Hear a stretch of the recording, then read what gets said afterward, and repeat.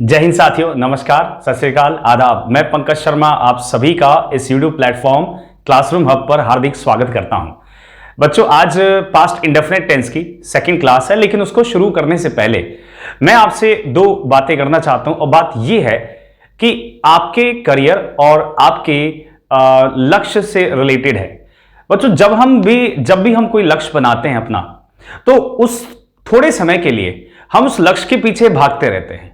उसके पीछे एक बड़ा कारण यह है कि हम खुद सेल्फ मोटिवेटेड नहीं हो पाते कि हम उसके पीछे रेगुलर और कंसिस्टेंटली लगे रहें। जो जितने भी बड़े लोग हुए हैं, जिन्होंने महान सफलताएं पाई हैं इस दुनिया के अंदर, जैसे मैं नाम लूं सचिन तेंदुलकर का, जिसको क्रिकेट का गॉड कहते हैं, उन्होंने अपना नाम इतना बड़ा कैसे किया? He was very consistent in his motivation. अपने मोटिवेशन में और अपनी परफॉर्मेंस में वो सबसे ज्यादा, बहुत ज्यादा कंसिस्टेंट था। कंसिस्टेंट का मतलब यह है कि वो लगातार सेल्फ मोटिवेटेड रहा हो। तो आपको अगर जीवन में सफलता पानी है तो आपको सेल्फ मोटिवेटेड रहना पड़ेगा। आप किसी के भरोसे ना रहें कि कोई व्यक्ति जब तक मुझे मोटिवेट नहीं करेगा मैं तब तक नहीं पढ़ूंगा। आपको सेल्फ मोटिवेशन रखना पड़ेगा और आपको एक कारण, कोई रीजन ढूंढिए, कोई एक कारण ढूंढिए कि हां, मैं इस वजह से मैं इस एग्जाम को क्रैक करना चाहता हूं, मुझे अपना लक्ष्य प्राप्त करना है। तो बस मेरा आपसे इतना सा कहना है कि आपका मैक्सिमम टाइम जो निकलता है आजकल लॉकडाउन में, वो निकलता है मोबाइल के ऊपर। तो आप मोबाइल में आप बहुत सारी चीजें यूज करते हैं, जैसे फेसबुक, व्हाट्सएप, टेलीग्राम, इंस्टाग्राम, ऐसे बहुत सारी चीजें आप दिन भर यूज करते रहते हैं। तो एक बात, बस मेरी एक छोटी सी बात आपसे इतनी सी है कि आप कोई भी टेलीग्राम यूज करें, Facebook, anything you can use, लेकिन आपके अंदर एक सेल्फ मोटिवेशन रहे। उसके लिए आप जो अपनी डीपी मतलब आपका जो प्रोफाइल पिक होती है, वहां पर अपनी पिक्स लगाते हैं आप, बहुत अच्छी बात है, लगाइए, सुंदर सुंदर पिक लगाइए, अच्छी अच्छी पिक लगाइए, ठीक है। लेकिन उसके साथ एक दिन के लिए, मेरे कहने पर सिर्फ एक दिन के लिए आप एक सेल्फ मोटिवेशन, एक मोटिवेटेड लाइन लिखिए। कोई भी एक कोटेशन, मोटिवेशनल लाइन लगाइए अपनी डीपी पर। और जितने भी डीपी हो आपकी, फेसबुक हो, चाहे वो इंस्टाग्राम हो, या फिर वो व्हाट्सएप हो, या फिर टेलीग्राम हो, कहीं भी आप एक दिन के लिए, जस्ट फॉर वन डे, आप एक सेल्फ मोटिवेशन वाली क्या लिखें, एक मोटिवेशनल लाइन अपनी डीपी पे लगाएं और कोशिश कीजिए कि पूरा दिन रखें उसको। और जब भी आप अपने फेसबुक और टेलीग्राम या किसी भी चीज को, व्हाट्सएप को खोलेंगे, तो आपको वो सामने नजर आएगी और आपको एक मोटिवेशन उसको देखकर आएगा। एक दिन के लिए रखिए, और आपको लगे अच्छा तो उसको सेकंड डे के लिए रखिए, और भी अच्छा लगे तो उसको थर्ड डे के लिए रखिए। आप कोई भी एक अच्छी सी मोटिवेशन लाइन चुनिए और उसको रखिए। आपको लगेगा कि सर क्या कह रहे हैं, अजीब सी बात कर रहे हैं सर, ऐसा मतलब हम कर सकते हैं, लेकिन ये तो एक दिन के लिए करके देखिए, शुरुआत कीजिए। कुछ ना करने से बेहतर है कि हम कुछ करके देखें। चलो, अब इसके बाद हम शुरू करते हैं बच्चों। आज मैं आपको पास्ट इंडेफिनिट टेंस का सेकंड पार्ट पढ़ाने वाला हूं, और इसके अंदर पार्ट में क्या है देखो। मैंने ऑलरेडी आपके लिए दो सेंटेंस लिखे हुए हैं हिंदी में। सेंटेंस क्या है कि अब तक तो उसने गाय का दूध निकाल लिया होगा। सेंटेंस का मीनिंग मैं समझाऊंगा, और इसमें पास्ट इंडेफिनिट टेंस हम कैसे समझेंगे ये भी मैं आपको बताऊंगा। सेकंड सेंटेंस है कि अब समय है दूध पीने का।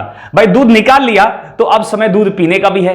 अब इन दोनों सेंटेंस की इंग्लिश बनाएंगे, और यहां पर पास्ट इंडेफिनिट टेंस का यूज कैसे होगा इसको भी अंडरस्टैंड करेंगे।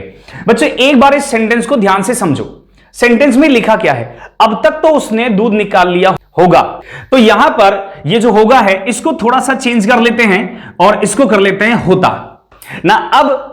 अब तक तो उसने दूध निकाल लिया होता, इसका मीनिंग क्या है? इसका मतलब है कि उसने दूध निकाला नहीं है, हम कह रहे हैं निकाल लिया होता।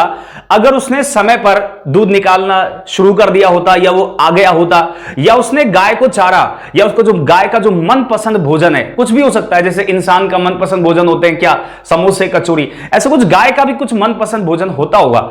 अगर वो उसने दे दिया होता गाय को, तो गाय का दूध निकाल लिया होता।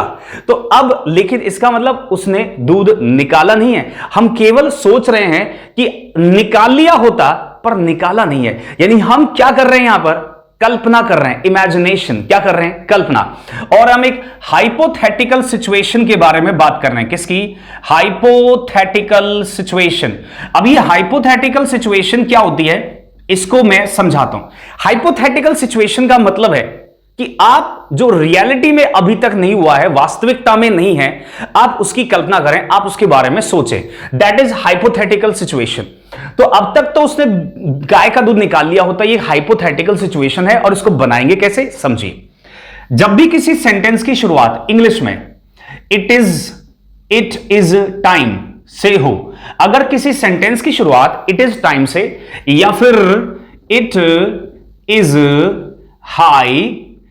हाई टाइम से, या फिर इट इज अबाउट टाइम, यानी जो मैंने 3 फ्रेज लिखे हैं, it is time, it is high time and is about time, इन तीनों फ्रेज में से किसी से भी अगर सेंटेंस शुरू होता है और उसके बाद आपको दिखाई दे सब्जेक्ट, तो सब्जेक्ट के बाद जो वर्ब आएगी वो कौन से टेंस में होगी, पास्ट इंडेफिनिट टेंस में लगाएंगे। जैसे देखो यहां पर वर्ब की सेकंड फॉर्म लिखी, ये भी और ये भी। ध्यान रखिए, अगर it is time, it is high time और इट इज अबाउट टाइम से सेंटेंस शुरू होता है तो उसको बनाएंगे, सब्जेक्ट के बाद जो वर्ब आएगी वो होगी पास्ट इंडेफिनिट टेंस में। एक बार इसकी इंग्लिश बनाते हैं। अब देखो, अब तक तो की इंग्लिश क्या होगी, इसकी इंग्लिश होगी इट इज टाइम। क्या होगा, इट इज टाइम। आप यहां पे इट इज हाई टाइम भी लिख सकते हैं या इट इज अबाउट टाइम भी लिख सकते हैं, इन तीनों में से कोई भी आप यहां पे लिख सकते हैं। उसके बाद लिखेंगे अब सब्जेक्ट। क्या लिखा है, उसने गाय का दूध निकाल लिया होता, तो उसने किसने, या तो हम लिख दें ही और या लिख दें हम यहां पर शी, ठीक है। और इसके बाद लिखिए, ये हो गया सब्जेक्ट, सब्जेक्ट के बाद वर्ब की सेकंड फॉर्म। इसमें वर्ब क्या है, दूध निकालना। बच्चों दूध निकालने को क्या बोलते हैं बताइए, दूध निकालना, क्या गाय के पेट में से ऐसे दूध निकाल लिया जाता है, नहीं, उसके जो थन होते हैं उनको ऐसे प्रेस किया जाता है तब दूध निकलता है, तो दूध दोहना भी कहते हैं उसे हम। तो अब तक तो क्या, ही और शी मिल्क्ड, क्या बोलते हैं, मिल्क्ड बोलते हैं, दूध निकालना। अच्छा एक चीज मुझे बताओ, गाय दूध देती है या गाय का दूध निकाला जाता है, बताओ। गाय दूध देती है क्या, क्या ऐसा है कि हाँ भाई गाय शाम का टाइम हो गया, जैसे गाय को टाइम लगा भाई 6 बजे हो गया और गाय ने टाइम देखा कि भाई दूध देने का टाइम हो गया, शाम हो चुकी है, तो वो आपके घर आई, आपका दरवाजा खटखटाया और उसने आवाज लगाई और कहा दूध ले लो मेरा, ऐसा होता है। गाय कभी दूध नहीं देती, गाय का दूध निकाला जाता है। और दूध निकालने को क्या बोलते हैं, मिल्क बोलते। मिल्क का मतलब दूध, और वो एक वर्ब भी होती है। मिल्क का मतलब दूध भी होता है और वो एक वर्ब भी है। तो मिल्क के 2 अर्थ हो गए, पहला दूध और दूसरा दूध निकालना। तो अब तक तो उसने दूध निकाल लिया होता, तो ही और शी मिल्क्ड द काउ, यहां पर ही और शी मिल्क द काउ, अब तक तो उसने गाय का दूध निकाल लिया होता। तो यहां पर बच्चों क्या लगाया मैंने, वर्ब की सेकंड फॉर्म है। मिल्क एक वर्ब भी होती है, मिल्क एक वर्ब होती है, याद रखिए। इसकी सेकंड फॉर्म होती है milked and the third form is also milked. तो मिल्क एक वर्ब है और एक नाउन भी होती है, तो इसकी सेकंड फॉर्म लगाई हमने, क्या, मिल्क्ड द काउ। चलिए अब आते हैं इस पर, अब समय है दूध पीने का। ना बच्चों अब ध्यान दीजिए, ये जो मैंने अब आपके सामने ये जो मैंने क्वेश्चन मार्क लगा रखा था यहां पर, इसको मैं आपको एक्सप्लेन करता हूं क्या है। देखिए कभी कभी ऐसा भी होता है कि इट इज टाइम, इसके बाद ना सब्जेक्ट नहीं आता। ध्यान से सुनना, इट इज टाइम के बाद सब्जेक्ट नहीं होता। तो अगर सब्जेक्ट नहीं है तो आगे वर्ब की सेकंड फॉर्म ना लगाकर हम क्या लगाते हैं, टू वर्ब का फर्स्ट फॉर्म। अगर सब्जेक्ट होगा तो वर्ब की सेकंड फॉर्म, और सब्जेक्ट नहीं है तो टू वर्ब की फर्स्ट फॉर्म लगाएंगे। मतलब थोड़ा सा नया कॉन्सेप्ट आपके लिए, इसको समझिए, फिर से समझाता हूं। अगर सेंटेंस में कभी भी it is time, it is high time and it is about time दिया हो तो सब्जेक्ट के बाद वर्ब की सेकंड फॉर्म लगाएंगे। और अगर उसने इट इज टाइम दिया सिर्फ और उसके बाद में कोई सब्जेक्ट नहीं है तो हम लगाएंगे टू प्लस वर्ब की फर्स्ट फॉर्म, यानी इंफिनिटिव का प्रयोग करेंगे हम। तो यहां पर देखिए क्या है, अब समय है, तो इसकी इंग्लिश क्या बनेगी, इट इज टाइम। अब समय है, इट इज टाइम का मतलब अब समय हो गया है। टू, अब इसके बाद सब्जेक्ट नहीं लिखना, टू सीधा टू ड्रिंक, वर्ब की first form, it is time to drink milk. It is time to drink milk का मतलब अब समय है दूध पीने का। तो ये जो पॉइंट है, पहला पॉइंट आज का हमारा बहुत इंपॉर्टेंट है कि जब भी आप it is time, it is high time, मेरे साथ रिपीट कीजिए, it is time, it is high time and it is about time.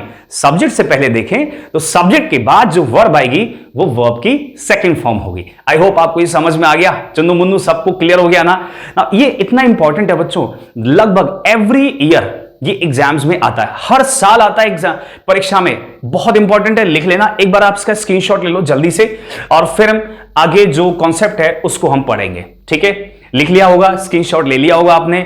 अब बढ़ते हैं हमारे नेक्स्ट कॉन्सेप्ट की ओर। चलिए, अब जो मैंने आपको कॉन्सेप्ट पढ़ाया था इसके ऊपर मैं आपको एक क्वेश्चन करवाने वाला हूं कि भाई it is time, it is high time और इट इज अबाउट टाइम आएगा तो हम क्वेश्चंस को कैसे सॉल्व करेंगे। देखिए, सेंटेंस में लिखा है कि it is time he is repairing the radio. अब इस सेंटेंस को ध्यान से पढ़ो कि यहां पर टेंस कौन सा लगा है। ही सब्जेक्ट है और सब्जेक्ट के बाद पास्ट कंटिन्यूअस टेंस है। क्या यह सही है? No, this is wrong. यहां पर ही इज रिपेयरिंग नहीं होगा, यहां पे इज रिपेयरिंग नहीं आएगा, यहां पर क्या आएगा? सेकंड फॉर्म आएगी रिपेयर्ड। ठीक है, तो जब भी इट इज टाइम या इट इज हाई टाइम इस तरह से सेंटेंस आए, ये बहुत इंपॉर्टेंट है, आएंगे आपके एग्जाम में, चिंता मत करो, मैंने बोल दिया ना, जरूर आएगा। तो आपको वर्ब का सेकंड फॉर्म लगाना है। चलिए अब बढ़ते हैं हम अपने नेक्स्ट कॉन्सेप्ट की ओर। देखिए क्या है, अब हम पढ़ेंगे पास्ट कंटिन्यूअस टेंस को। आज की क्लास में मैं आपको पास्ट इंडेफिनिट टेंस और पास्ट कंटिन्यूअस टेंस इन दोनों के कॉन्सेप्ट्स को एक साथ पढ़ेंगे। एंड पास्ट कंटिन्यूअस टेंस को मैं इसके साथ क्यों पढ़ा रहा हूं? बिकॉज जो पास्ट कंटिन्यूअस टेंस है ना, उसके ऊपर एग्जाम्स में ज्यादा क्वेश्चंस नहीं आते हैं, बहुत सिंपल सा टेंस है ये, तो ज्यादा हैवी क्वेश्चंस इसमें से नहीं पूछे जाते हैं। आप बस इतना सा याद रखिए कि पास्ट कंटिन्यूअस टेंस को हम यूज कहां करते हैं। चलिए शुरू करते हैं। आइए देखिए, पास्ट कंटिन्यूअस टेंस का सेंस क्या होता है? मतलब कि कोई भी एक्शन जो चल रहा है लेकिन उसका जो टाइमिंग है वो पास्ट का है। यानी मैंने कल, सपोज कीजिए कि जो बीता हुआ कल है उसमें मैं कुछ कर रहा था और अब मैं बता रहा हूं कि भाई मैं कल क्या कर रहा था या परसों क्या कर रहा था, तो बीते हुए समय में चल रहे एक्शन को बताने के लिए past indefinite past continuous tense का यूज करते हैं। देखो, इसमें सबसे पहले यह बता दूं कि इसके अंदर हेल्पिंग वर्ब कौन सी आती है और मेन वर्ब कौन सी आती है। इसमें हेल्पिंग वर्ब होती है वॉज और वर, और साथ में लगाते हैं वर्ब आईएनजी वाली। और इसके सबसे पहले हम पढ़ेंगे स्ट्रक्चर्स को, जैसे positive sentence, negative sentence, interrogative sentence और इंट्रोगेटिव नेगेटिव सेंटेंस जो होते हैं इनमें भी बनाए जाएंगे। और कैसे? पॉजिटिव सेंटेंस में सबसे पहले लिखेंगे हम सब्जेक्ट को और उसके बाद लिखेंगे वाज और वर और फिर उसके बाद लगाएंगे हम आईएनजी वाली वर्ब। नेगेटिव सेंटेंस में सबसे पहले सब्जेक्ट, फिर वाज और वर और उसके बाद लगा देंगे नॉट और उसके बाद लगा देंगे आईएनजी वाली वर्ब ना। अब इंट्रोगेटिव सेंटेंस को देख लेते हैं। इंट्रोगेटिव सेंटेंस में सबसे पहले हेल्पिंग वर्ब आएगा, फिर सब्जेक्ट आएगा और सब्जेक्ट के बाद हम लगा देंगे आईएनजी वाली वर्ब और फिर अदर वर्ड्स। हां, अगर हमें डब्ल्यूएच वर्ड से बनाना हो तो सबसे पहले डब्ल्यूएच वर्ड लगाएंगे और फिर हेल्पिंग वर्ब लगाएंगे। यहां पर जो हेल्पिंग वर्ब होगी वो होगी वाज और वर। ध्यान रखो, वाज एंड वर आएगी। अब इंट्रोगेटिव नेगेटिव सेंटेंस कैसे बनता है? अब हेल्पिंग वर्ब के साथ नोट को लगा दीजिए शॉर्ट फॉर्म में, तो वो इंट्रोगेटिव नेगेटिव बन जाएगा। तो वाज और वर और साथ में आईएनजी वाली इसके साथ वर्ब आती है और ये स्ट्रक्चर्स हो गए। अब मैं इसके ऊपर सेंटेंस कराता हूं। देखिए, पहला सेंटेंस ये है कि कल मैं कपड़े धो रहा था।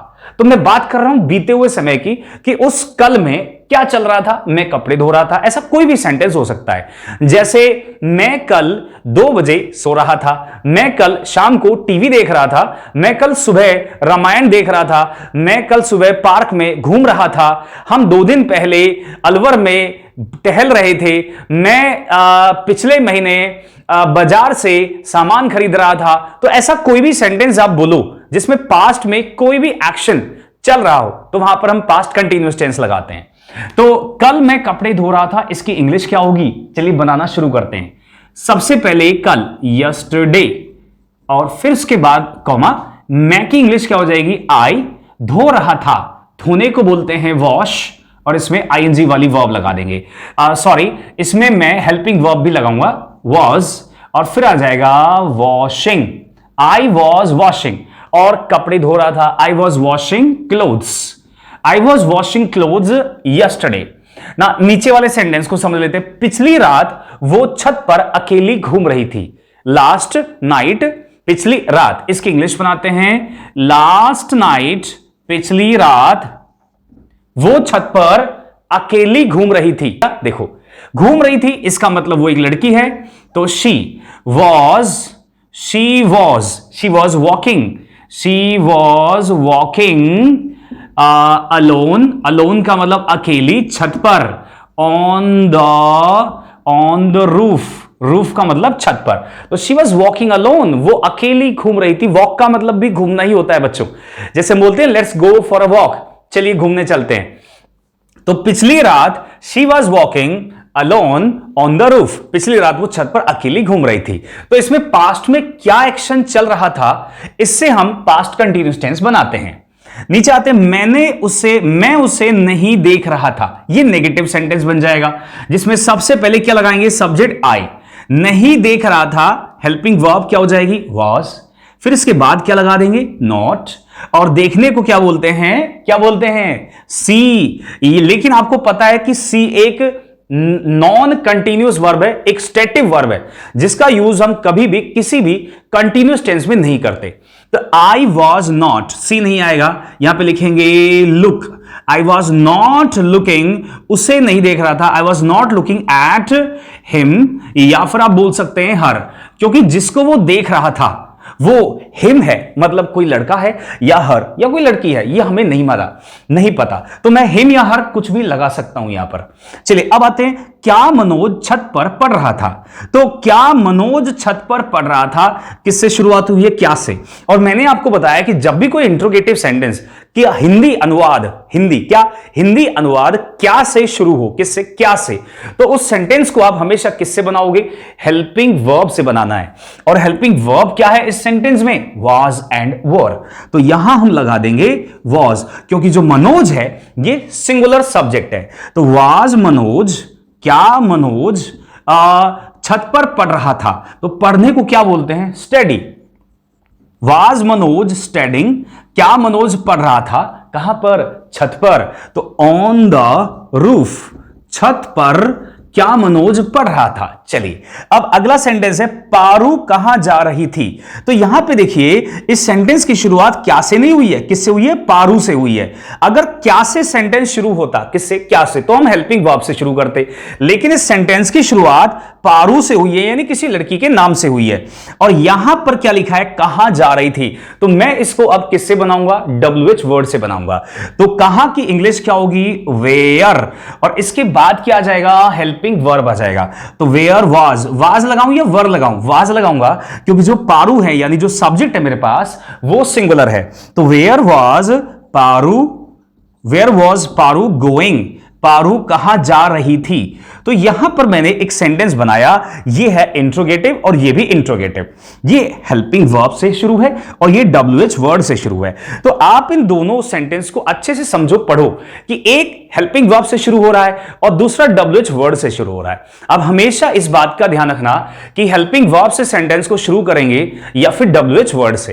हेल्पिंग वर्ब से कब शुरू होगा, जब हिंदी अनुवाद, सेंटेंस का जो हिंदी अनुवाद है वो क्या से शुरू हो, किससे, क्या से।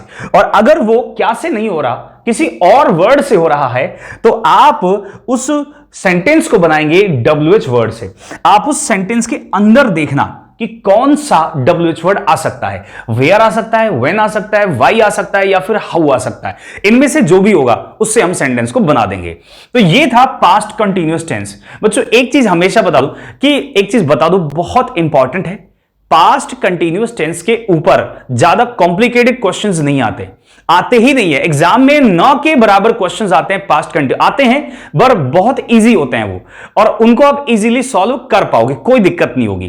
तो पास्ट कंटीन्यूअस टेंस में मैं आपको बस इतना सा पढ़ा रहा हूं कि आप ध्यान रखें कि सेंटेंस को बनाते कैसे हैं, स्ट्रक्चर क्या होता है और कब बनाते हैं।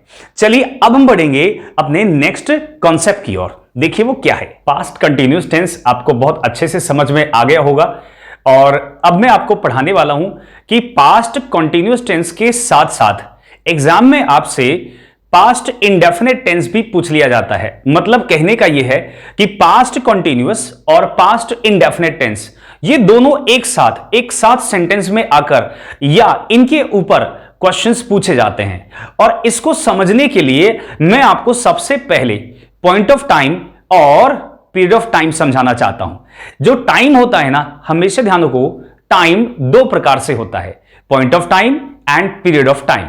पॉइंट ऑफ टाइम का मतलब होता है किसी समय बिंदु की ओर इशारा करना, जैसे 10 o'clock 10 बजे, 11 o'clock 11 बजे, या मंडे को। और पीरियड ऑफ टाइम क्या होता है? किसी समय की ड्यूरेशन यानी उसकी अवधि, जैसे 2 घंटे या 3 hours 3 घंटे, या 2 months 2 महीना, या फिर 2 years 2 साल, या फिर 10 minutes 10 मिनट। इनको कहते हैं पीरियड ऑफ टाइम। तो पॉइंट ऑफ टाइम किसी समय बिंदु की ओर इशारा करता है और पीरियड ऑफ टाइम किसी समय अवधि की ओर इशारा करता है। हम इन दोनों को अच्छे से समझेंगे और पढ़ेंगे। मैं यहां पर आपके लिए एक सेंटेंस लिखता हूं और आप मुझे बताइएगा कि वो सेंटेंस सही है या फिर गलत है। जैसे मैंने लिखा कि आई वॉच्ड अ मूवी, मैंने एक मूवी देखी, ठीक है, एट 9 o'clock 9 बजे, मैंने 9 बजे एक मूवी देखी ना। बच्चों सेंटेंस को देखिए, टेंस के कुछ क्वेश्चंस कभी कभी ऐसे आ जाते हैं कि अगर आप रूल्स को रट के गए ना, आपसे कभी नहीं होने वाले, कभी नहीं होंगे। आप भूल जाना कि आपसे वो क्वेश्चन हो सकते हैं। रूल्स को रट के ना कभी एग्जाम पास नहीं किया जा सकता, आप कभी नहीं कर पाओगे एग्जाम को क्लियर। आपको कॉन्सेप्ट को समझना है, चाहे उसमें थोड़ा वक्त लगे, लेकिन कॉन्सेप्ट को समझना, क्योंकि कॉन्सेप्ट ही एक ऐसी चीज है जो इंग्लिश में, बच्चों इंग्लिश के अंदर कोई रूल्स और रेगुलेशन नहीं है, कॉन्सेप्ट है बस। एक चीज इसको देखो, I watched a movie at 9 o'clock, मैंने 9 बजे एक मूवी देखी। अजीब सा है ना कि 9 बजे। अच्छा मुझे बताओ, 9 बजे पीरियड ऑफ टाइम होगा या फिर क्या होगा? Point of time. कौन सा टाइम है? पीरियड, पॉइंट ऑफ टाइम है ये। चलो ये बात तो हमें, तो एक बिंदु है, क्या है? एक बिंदु है, ठीक है। अब मुझे बताओ, क्या 9 बजे कोई मूवी देख सकता है? मतलब मैं बोलूं कि I watched movie at 9 o'clock, मैंने मूवी 9 बजे देखी, अजीब सा नहीं हो गया? क्योंकि मूवी जो है वो कभी 1 सेकंड या 2 सेकंड या 3 सेकंड या आधा मिनट या 1 मिनट की नहीं होती। मूवी होती है एटलीस्ट 1 hour या 2 hours या फिर 3 hours की।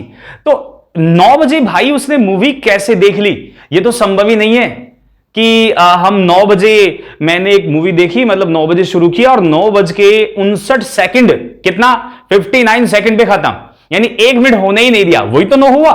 तो पॉइंट ऑफ टाइम क्या मैं यहां पे वॉच्ड लगा सकता हूं? नहीं लगा सकता। आप कैसे 9 बजे मतलब मूवी देखने के लिए आपको आधा घंटा, 1 घंटा या फिर 2 घंटे, इतना टाइम तो लगेगा ना। एटलीस्ट आधा घंटा देखोगे आप, एटलीस्ट 10 मिनट देखोगे, तो आप मूवी देखने के लिए 9 o'clock के साथ यहां पर वॉच्ड नहीं आ सकता। बात समझ में आ गई? पास्ट इंडेफिनिट टेंस नहीं आएगा क्योंकि यहां पर उसने पॉइंट ऑफ टाइम दिया है। बच्चों ऐसा रटना नहीं है, इसको रटना नहीं है, इसको बिल्कुल नहीं रटना कि पॉइंट ऑफ टाइम के साथ पास्ट इंडेफिनिट टेंस नहीं आ सकता, पास्ट कंटिन्यूअस टेंस आएगा, इसको रटना नहीं है। वैसे यहां पर आएगा क्या? आई वॉज वॉचिंग, मैं मूवी देख रहा था। जैसे मैंने 8:30 बजे मूवी देखना शुरू किया, ठीक है, 8:30 पर, और जब 9 बजे तो मैं उस समय भी देख रहा था, यानी 8:30 से लेकर 9:30 बजे तक मैंने मूवी देखी। तो उस दौरान मैं कोई सा भी पॉइंट ऑफ टाइम बोलूंगा, 8:30 से 9:30 के बीच में, 8:30 to 9:30 के बीच में, मैं जो भी टाइमिंग बोलूंगा उस वक्त मैं मूवी देख रहा हूंगा। तो मैं इसलिए मैं पॉइंट ऑफ टाइम के साथ क्या लगा रहा हूं? Was watching. वॉच्ड नहीं आएगा यहां पर। अब जरा एक और सेंटेंस समझना। मैंने लिखा कि आई वॉच्ड, मैंने देखी, आ मूवी, एक मूवी, ऑन मंडे को, मैंने मंडे को एक मूवी देखी। चलो, और दूसरा सेंटेंस में एक और इसी के साथ लिख रहा हूं कि आई वॉज, मैं देख रहा था, आई वॉज वॉचिंग, मैं देख रहा था, आ मूवी, एक मूवी, ऑन मंडे, मैं मंडे को एक मूवी देख रहा था। हम इन दोनों को अच्छे से डिस्कस करेंगे। मैंने मंडे को एक मूवी देखी और मैं मंडे को एक मूवी देख रहा था। ये जो मंडे है ना बच्चों, पॉइंट ऑफ टाइम है। क्या है ये एक पॉइंट ऑफ टाइम है। अब मुझे बताओ, क्या वॉज्ड पास्ट इंडेफिनिट टेंस लिखा है मंडे, क्या ये सही है? क्या ये करेक्ट है? जल्दी से कमेंट बॉक्स में डाल के मुझे बताओ कि क्या past indefinite tense on Monday के साथ आ सकता है। वैसे ये आ सकता है। क्यों बताता हूं। मूवी जनरली कितनी देर की होती है? 3 आवर्स, 3 घंटे की होती है। और लेकिन एक दिन मंडे कितने आवर्स का होगा? मंडे होगा 12 घंटे का। कितने का? 12 या 13 नहीं 12, हां यस मंडे होगा बच्चों 12 नहीं 24 घंटे का मंडे होगा। कितना? 24 आवर्स का मंडे होगा। तो उस 24 आवर्स में हम कभी भी देख सकते हैं 3 घंटे मूवी। लॉजिक है ना? तो ये सही है। ये क्या है? ये करेक्ट है, कोई दिक्कत नहीं है। यानी अब देखिए डिफरेंस, मंडे भी पॉइंट ऑफ टाइम है और 9 o'clock भी पॉइंट ऑफ टाइम है, लेकिन 9 o'clock के साथ पास्ट इंडेफिनिट टेंस नहीं आया, मंडे के साथ पास्ट इंडेफिनिट टेंस हमने लगा दिया। क्या अंतर रहा इनमें? अब अंतर को समझना। मंडे एक पॉइंट ऑफ टाइम है, लेकिन एक बहुत बड़ा पॉइंट ऑफ टाइम है, बड़ा बिग पॉइंट ऑफ टाइम है, जिसके अंदर आवर्स आ रहे हैं, बहुत सारे घंटे आ रहे हैं उसके अंदर। लेकिन जो 9 o'clock एक ऐसा पॉइंट ऑफ टाइम है, बहुत छोटा है। इस मूवी देखने के मुकाबले बहुत छोटा है, मूवी देखने के मुकाबले बहुत छोटा है। चलिए अब मैं अगर एक सेंटेंस और लिख के बताता हूं। मैंने लिखा कि आई केम, मैं आया था। आई केम एट 9 o'clock, मैं 9 बजे आया था। तो यहां आने की क्रिया 9 बजे हुई है। क्या यह सेंटेंस करेक्ट है? क्या ये सेंटेंस करेक्ट है? आप बोलोगे सर बिल्कुल करेक्ट है, इसमें कोई दिक्कत नहीं है, मैं 9 बजे आया था। तो यहां पर पॉइंट ऑफ टाइम क्या है? 9 o'clock, और उसके बाद उसके साथ टेंस कौन सा लगा दिया? Past indefinite. क्या ये सही है? अब सही है। क्यों सही है? क्योंकि जो आने की क्रिया है वो कई घंटों तक थोड़ी चलेगी। आप आओगे तो कितना आने में समय लगेगा, लेकिन आपने कहा कि मैं 9 बजे आया था। तो जब भी कहीं आप आते हो तो कितना समय लगता है? 1 सेकंड में आ जाते हो। मतलब जब यहां पे आने का मतलब क्या है? पहुंचना। यहां पे आने का मतलब क्या है? पहुंचना, कि भाई मैं 9 बजे पहुंचा था, यही मतलब है ना इसका। तो पहुंचते कितनी देर में पहुंचेंगे? मतलब कितना समय? 1 सेकंड में पहुंच जाओगे वहां पर। बात समझ में आई क्या? जैसे आप मेरे घर आओ, तो आप आओगे तो जैसे ही पहुंचोगे, जैसे मेरे घर पहुंचोगे, जैसे 9 बजे पहुंचे, तो जैसे मेरा घर पहुंचा तो वो तो 1 सेकंड का हो गया। टाइमिंग कितने सेकंड का हुआ? 1 सेकंड का। तो मैं यहां पर लगा सकता हूं, क्योंकि 9 o'clock एक बहुत छोटा पॉइंट ऑफ टाइम है, तो पास्ट इंडेफिनिट टेंस आ सकता है। सिचुएशन ऐसी है। और यहां पर मूवी देखना 9 o'clock पे पॉसिबल नहीं है। अच्छा, मूवी देखना मंडे को पॉसिबल है। इसका मतलब आप ये समझ गए ना कि पॉइंट ऑफ टाइम और पीरियड ऑफ टाइम में कौन सा टेंस आएगा, वो सब किस पे डिपेंड करेगा? उस एक्शन पर जो आप कर रहे हो। किस पर? एक्शन पर।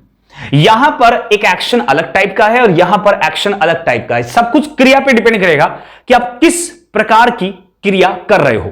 अगर आप एक मूवी देखने की क्रिया कर रहे हो तो आप पॉइंट ऑफ टाइम के साथ नहीं लगा सकते। लेकिन अगर आप एक ऐसी क्रिया कर रहे हो जो काफी देर नहीं चलती, 1 सेकंड में हो जाती है, तो उसको हम पॉइंट ऑफ टाइम के साथ लगा सकते हैं। अब जरा नीचे आते हैं। यहां पर I was watching a movie on Monday, मैं मंडे को एक मूवी देख रहा था। ये भी सही है, ये भी करेक्ट है, क्योंकि मंडे सुबह से लेकर मतलब 24 घंटे का मंडे होता है, और उस दौरान आप कोई क्रिया कर रहे थे तो वहां पे ठीक है। तो यहां पर दोनों ही सेंटेंस करेक्ट है और दोनों का मीनिंग क्या है बच्चों? सेम है। मैंने मंडे को एक मूवी देखी, यानी आपने 3 घंटे लगाए होंगे मूवी देखने में, और मैं मंडे को मूवी देख रहा था, यह भी करेक्ट है। बोथ आर करेक्ट, दोनों ही सेंटेंस यहां पर करेक्ट है। चलिए एक सेंटेंस और मैंने लिखा कि I was watching the movie, I was watching the movie for 2 hours, 2 घंटे। I was watching the movie for 2 hours, मैं 2 घंटे मूवी देख रहा था। मैं 2 घंटे मूवी देख रहा था। यहां पे टाइम बताओ कौन सा है? पॉइंट ऑफ टाइम या फिर पीरियड ऑफ टाइम? आप बोलोगे सब यहां पे पीरियड ऑफ टाइम दिया हुआ है, ठीक है। टेंस कौन सा है? पास्ट कंटीन्यूअस है। आ सकता है? नहीं आ सकता। क्यों नहीं आ सकता? अब इस चीज को हमें समझना है, यही तो कॉन्सेप्ट है, रटना नहीं है। देखिए, ये जो ड्यूरेशन ऑफ टाइम है यानी पीरियड ऑफ टाइम है, इसके साथ हम कोई सा भी कंटीन्यूअस टेंस नहीं लगा सकते। आपको बात समझ में आ गई? 4 के बाद, जब भी 4 के बाद टाइम दिया हो, ड्यूरेशन दी हो, तो मैंने आपको ये चीज एक्सप्लेन की थी कि 4 के बाद जब भी ड्यूरेशन आएगी, पीरियड ऑफ टाइम आएगा, तो आप कंटीन्यूअस टेंस नहीं लगा सकते। आप लगा सकते हो क्या? Perfect tense. मैंने आपको 4 वाला जो क्लास आई थी ना मेरी, जिसमें कंप्लीट कोर्स था 4 का, उसमें पढ़ाया था 4 के साथ क्या आ सकता है? परफेक्ट कंटीन्यूअस, या आ सकता है परफेक्ट टेंस, या आ सकता है इंडेफिनिट टेंस। कंटीन्यूअस टेंस मैंने आपको बताया ही नहीं और नहीं आ सकता। तो कभी भी 4 प्लस टाइम के साथ अगर आपको कंटिन्यूअस टेंस दिया गया है तो वो गलत है, तो यहां पर ये गलत है। आएगा कौन सा? आप पास्ट इंडेफिनिट टेंस लगा दो, या फिर आप लगा दो परफेक्ट टेंस, या लगा दो परफेक्ट कंटिन्यूअस टेंस, तीनों में से कोई भी लगा दीजिए। अभी मैं यहां पर इंडेफिनिट टेंस लगा देता हूं पास्ट का। तो आई वॉच्ड, मैंने देखी, द मूवी, उस मूवी को 2 घंटे तक, मैंने वो मूवी 2 घंटे तक देखी। इसका मतलब ये है यहां, क्योंकि फॉर का मैंने 2 मीनिंग पढ़ाए थे आपको, से और तक और के लिए 3 मीनिंग पढ़ाए थे, यहां पर तक वाला मीनिंग आ रहा है। तो ध्यान रखें, पॉइंट ऑफ टाइम और पीरियड ऑफ टाइम के साथ में रटना कुछ भी नहीं है। अगर आपको कोई व्यक्ति रटने के लिए कहता है कि इस चीज को रट लो, तो नहीं, आपको उस कॉन्सेप्ट को समझना है कि पॉइंट ऑफ टाइम के साथ कौन सा टेंस आएगा और पीरियड ऑफ टाइम के साथ कौन सा टेंस आएगा। यह सब कुछ डिपेंड करेगा किसके पर? क्रिया के ऊपर डिपेंड करेगा। किस पर? एक्शन पर, कि एक्शन कौन सा वहां पर हो रहा है, किस प्रकार का एक्शन है, पॉइंट ऑफ टाइम वाला एक्शन है या पीरियड ऑफ टाइम वाला। देखिए, एक्शन भी टाइम के अकॉर्डिंग 2 प्रकार के हो जाएंगे।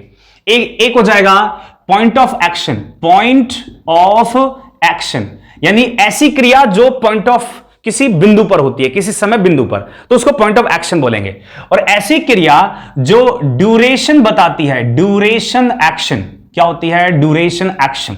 जैसे देखो यहां पर ये जो वॉच वाली वर्ब है, वॉच का मतलब देखना, ये ड्यूरेशन बताने वाली वर्ब है। कैसी है? ड्यूरेशन।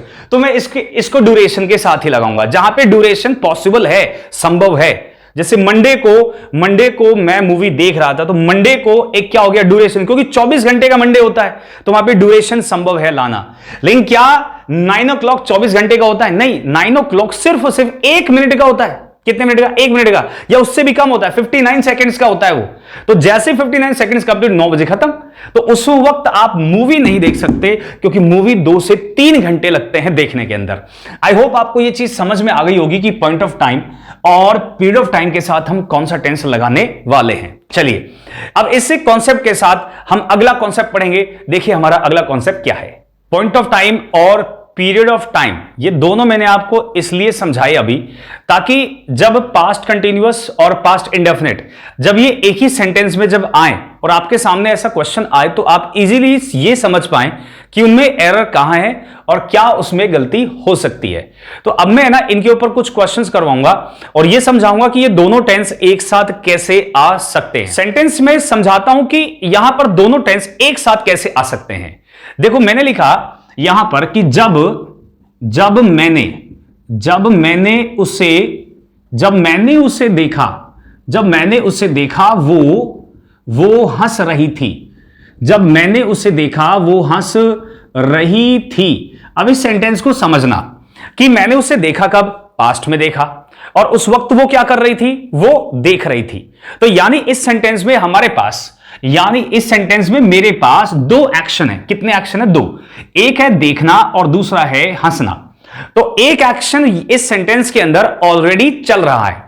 जब मैंने उसे देखा वो हंस रही थी, मतलब वो हंसने का काम ऑलरेडी पहले से ही कर रही थी। जब मैंने उसको देखा, तो ये एक्शन क्या है? ऑलरेडी पहले से ही चल रहा है, और उस बीच ये एक्शन दूसरा हुआ। अब हमेशा ध्यान रखो कि अगर पास्ट के कोई 2 एक्शन हमको सेंटेंस में दिए हैं और उनको पढ़ने पर हमें ऐसा लगता है कि उनमें से एक एक्शन तो चल रहा है और दूसरा बीच में, उस बीच दूसरा एक्शन हुआ है, तो जो पहला वाला जो सेंटेंस ऑलरेडी चल रहा है उसको बनाएंगे पास्ट कंटीन्यूअस टेंस में, और जो बीच में हुआ है उसको बनाएंगे पास्ट इंडेफिनिट टेंस में।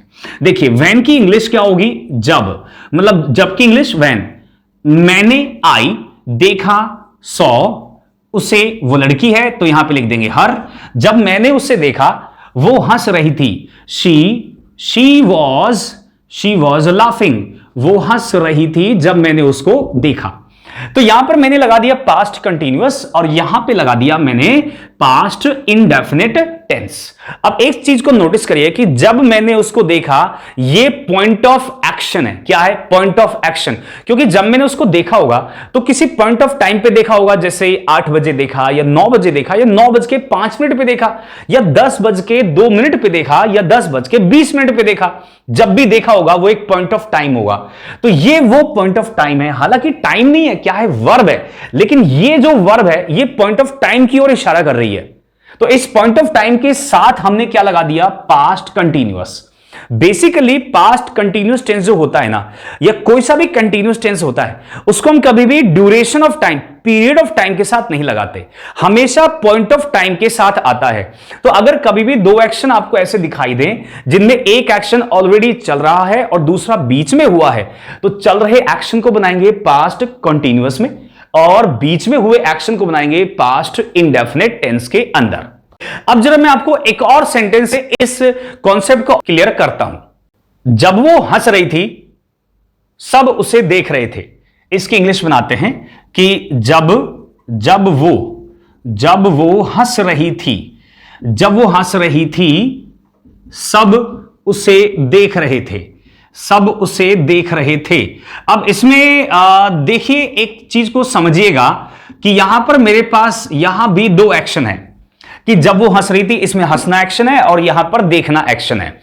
We have two actions here, और दोनों को नोटिस कीजिए कि दोनों एक्शन एक साथ चल रहे हैं, एक साथ चल रहे हैं। देखिए, वो हंस रही थी और लोग उसे देख रहे थे, तो यानी उसका हंसना और लोगों का उसे देखना एक साथ चल रहा है।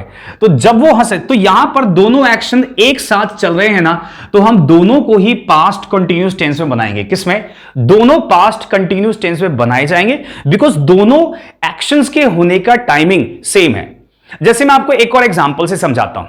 मैं आपको पढ़ा रहा हूं और आप पढ़ रहे हो, यानी आपका पढ़ना और मेरा पढ़ाना दोनों एक साथ चल रहा है। कि जब मैं पढ़ा रहा था तो बच्चे पढ़ रहे थे, जब मैं पढ़ा रहा था बच्चे पढ़ रहे थे, दोनों एक्शन एक साथ चल रहे हैं, तो दोनों ही पास्ट कंटिन्यूअस टेंस में बनाए जाएंगे। चलिए इनको बनाते हैं। यहां पे लिखेंगे जबकि इंग्लिश क्या होगी? While. While she was laughing, she was laughing, past continuous tense में बनाएंगे और पास्ट कंटिन्यूअस टेंस में वाज और आईएनजी वाली वर्ब लगाते हैं। कॉमा, सब उसे देख रहे थे, all were looking at her, सब उसे देखे जा रहे थे ना। दोनों मैंने पास्ट कंटिन्यूअस टेंस में बनाए हैं, ये भी और ये भी, ठीक है। दोनों इसलिए बनाए हैं बिकॉज दोनों का होने का जो टाइमिंग है वो दोनों का सेम है ना। एक चीज आपने अब थोड़ा देखो आप कि यहां पर जो वाइल है और यहां पर जो वैन है, मैंने दोनों अलग अलग लगाए हैं, लेकिन हिंदी में जब और जब सेम है। हिंदी में जब सेम है, लेकिन मैंने दोनों में जब का जो मीनिंग है वो अलग अलग लिखा है। यहां पे वैन, यहां पे वाइल। ऐसा क्यों, इसको मैं एक्सप्लेन करता हूं।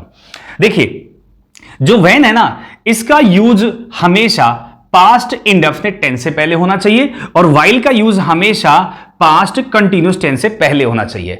यानी आप वैन इस टेंस से पहले लगाएंगे, इंडेफिनिट टेंस से पहले, और वाइल लगाएंगे आप कंटिन्यूअस टेंस से पहले। मैं इसको यहां पर लिख के समझाता हूं कि जो वैन है इसका यूज हमेशा आप इंडेफिनिट टेंस से पहले करना और वाइल का यूज आप हमेशा कॉन्टिन्यूअस टेंस से पहले करना है ना। एक चीज और, ये जो वैन है मैं इसे कॉन्टिन्यूअस टेंस से पहले भी लगा सकता हूं, कॉन्टिन्यूअस टेंस से पहले।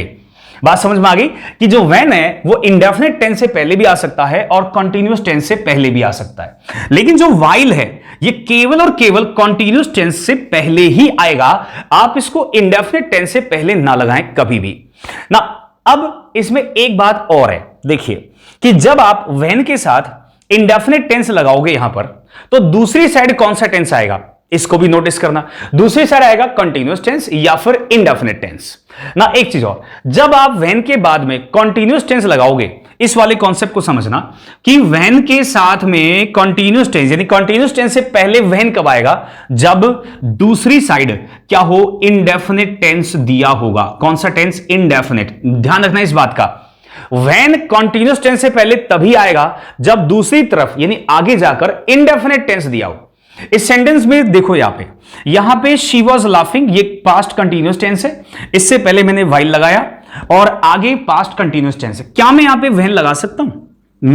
आप सोचिए थोड़ा सा कि मैं यहां पर वैन लगा सकता हूं क्या कंटिन्यूअस टेंस से पहले? नहीं लगा सकता, क्योंकि आगे यहां पर पास्ट कंटिन्यूअस टेंस दिया है और होना क्या चाहिए? Past indefinite. जैसे देखिए, मैं यहां पे एक और एग्जांपल लेता हूं कि when I was playing, जब मैं खेल रहा था, ही कॉल्ड मी, उसने मुझे पुकारा ना। यहां पे देखिए व्हेन को मैंने पास्ट कंटिन्यूअस टेंस से पहले लगाया और ये अब सही है। क्यों सही है? क्योंकि आगे जाकर पास्ट इंडेफिनिट टेंस दिया हुआ है वर्ब की सेकंड फॉर्म। कंटिन्यूअस टेंस से पहले भी व्हेन आ सकता है, शर्त यह है कि आगे जाकर इंडेफिनिट टेंस होना चाहिए। अगर आगे जाकर इंडेफिनिट टेंस नहीं हो, केवल क्या हो, कंटिन्यूअस टेंस हो, तो आप इस कंटिन्यूअस टेंस से पहले व्हेन का यूज नहीं कर सकते।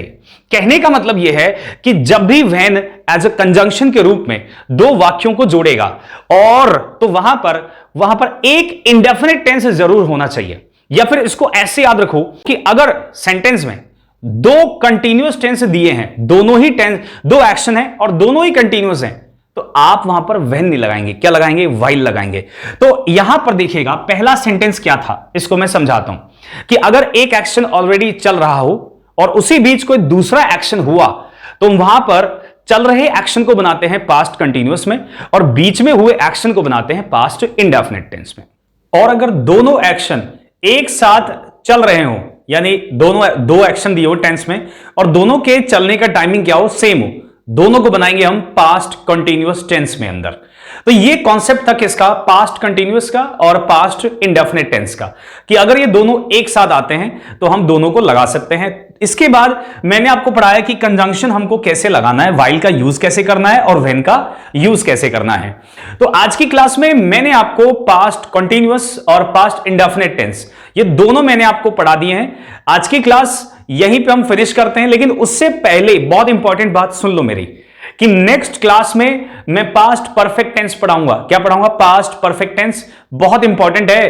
पास्ट परफेक्ट टेंस के ऊपर क्वेश्चंस जब आते हैं ना, तो अच्छे उनको सॉल्व नहीं कर पाते हैं। तो नेक्स्ट क्लास बहुत इंपॉर्टेंट होने वाली है और उसमें मैं आपको यह भी बताने वाला हूं कि पास्ट परफेक्ट टेंस और साथ में पास्ट इंडेफिनिट टेंस के साथ उसका क्या कनेक्शन है और पास्ट परफेक्ट कंटिन्यूअस टेंस के साथ उसका क्या कनेक्शन है। तो उस क्लास को जरूर देखिएगा। और एक और बात, लाइक कर दिया करो नालायकों और शेयर भी कर दिया करो, ठीक है? तो चलो इसी नोट के साथ इस क्लास को फिनिश करते हैं। मिलते हैं अगली क्लास में नए रूल्स और कॉन्सेप्ट्स के साथ। अपना ध्यान रखिएगा, अपनी फैमिली का ध्यान रखिएगा। Take care, bye bye.